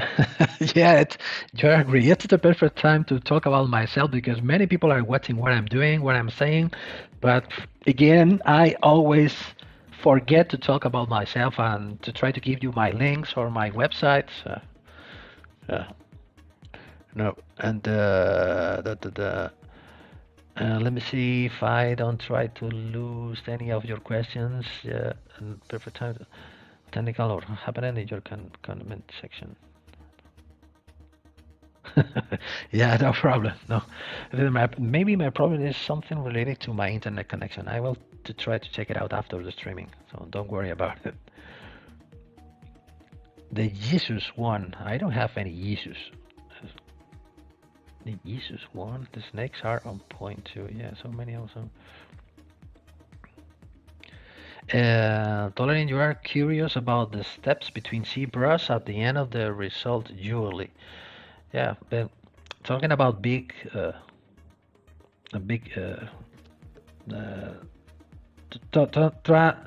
don't try to speak more about details. Is send it to the printer, and then send it to the casting house or the casting workshop, and then casting. You can melt the printing piece, and you can transform from resin or wax to any kind of metal, and the process from that point is just jewelry processes to start sanding or polishing or many There are many kind of processes involved on a jewelry piece. It's difficult to talk about it, but you can find many information on the internet about it.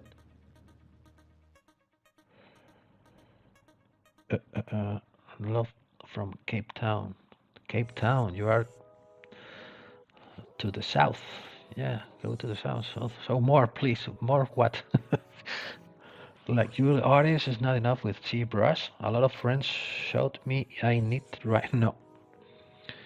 Andres Trevian, yeah, all the things, all the stuff that I do is 100% with ZBrush because my knowledge about any other softwares and even jewelry software, CAD software, it's zero. So you can do anything with ZBrush. The only thing is that the way of working is completely different, but you can do the same thing with a different tool, but you can achieve the same result. But with a CAD software of jewelry like Rhino or Matrix, you are not going to be able the kind of things that you are able to do with ZBrush. That's a good point. But you are able to do this, the kind of things that the people are already making with Rhino or with Matrix. The way I do those kind of things is a big difference. Maybe it can take more time because it's less automatical, it's more manual the way to do the things, but at the end you're gonna be able to do the same things.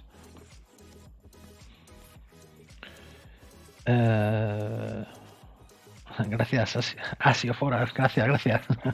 Monstruo de feo. Like your how to learn more on this good curving design in ZBrush for how to learn. Yeah, it's. I think I have found that not too many people are showing their processes. I don't know. Maybe it's just depending on the kind of thing that you need to make. You can, in this case, because I'm making jewelry things. This is going to be a jewelry design. This is going to be a ring, but doesn't matter if you're gonna. You have to make this with, like you said, with a good carving machine. Maybe the scale is gonna be a key point, but the process is going to be the same. To try to avoid the undercuts, the overhangs, and things like this. Maybe on my my future stream, I will think about to make more relief works for CNC carving machines. Like I don't know why, because I try to don't make long projects on my streamings. I try to to to use short samples, to don't be making the same thing during 5 or 6 streamings. So I prefer to make small things. Yeah, many roads lead to Rome. Yeah, that's a big true. Yeah, the annotation tool, this application is Epic Pen. Epic Pen. It's a free application. Here, the link of what? Arts and Art? Are you talking about the link of my website or of my or the Epic Pen? How to get the Epic Pen application? It's pretty much the same for CNC type carvings. Yes, Travis, how are you? Yeah, you're right. So pretty much it's the same. I think the key is the scale of the final product, depending on how much detail you can put on the sculpt that you are doing. But but the aim is the concept is the same. Gracias, Misa-san. Me alegro que aprendas cosas diferentes o nuevas. Epic Pen, yeah, there you go. Epic Pen. So, okay, it's almost, we are 8. So I'm gonna stop sculpting because I think to start thinking about to wrap up this streaming. And during my free time, I'm gonna try to finish the whole thing.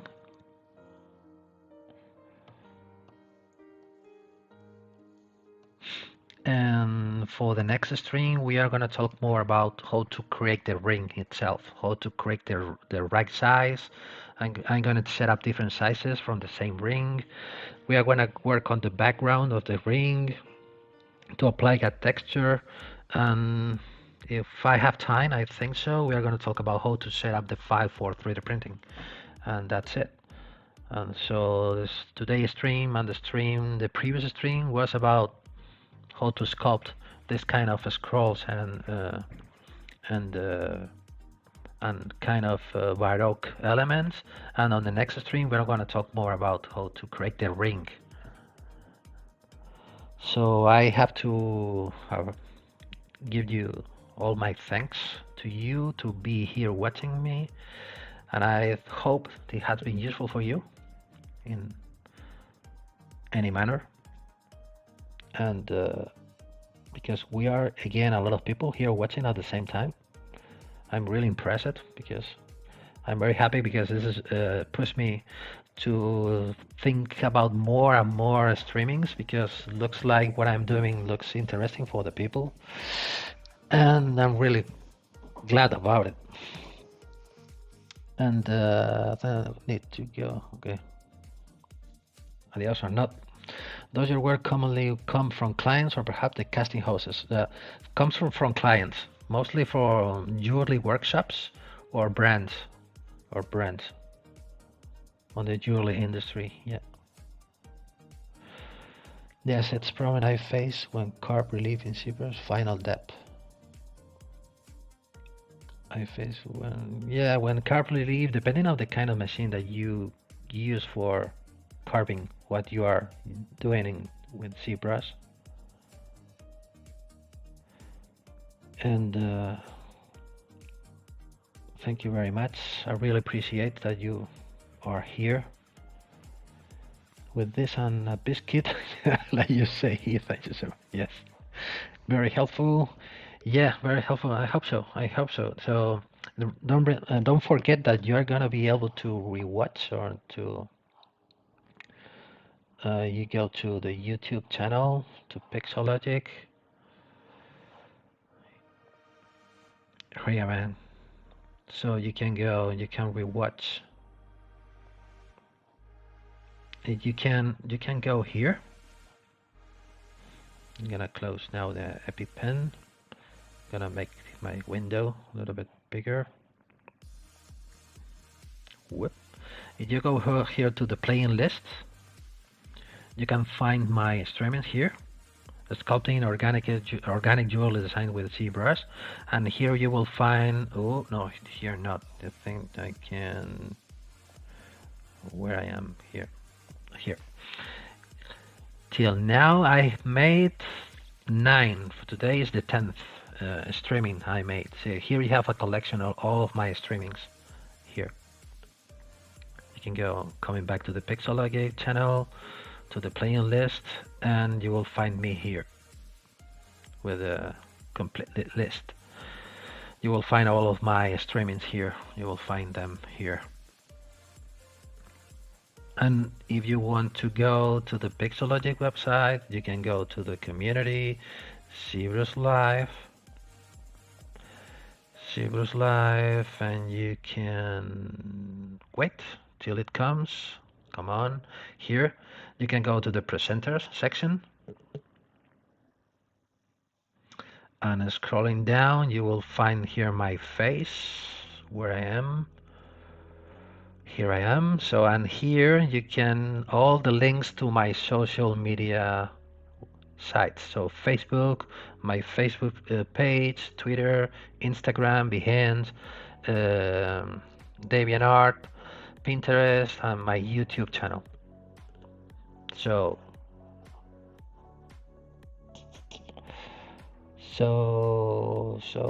you are welcome.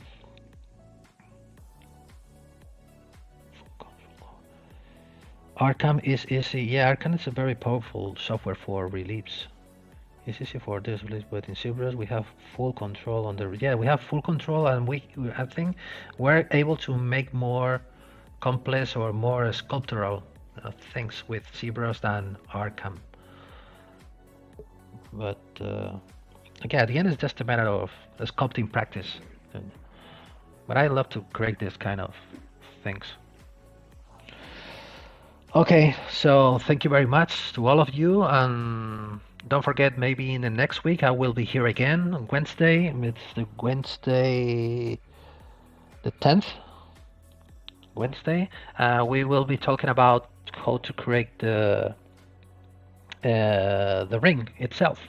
So thank you again, and thank you again many times to be here watching my stream, and hope you see you on next Wednesday. Goodbye. Take care.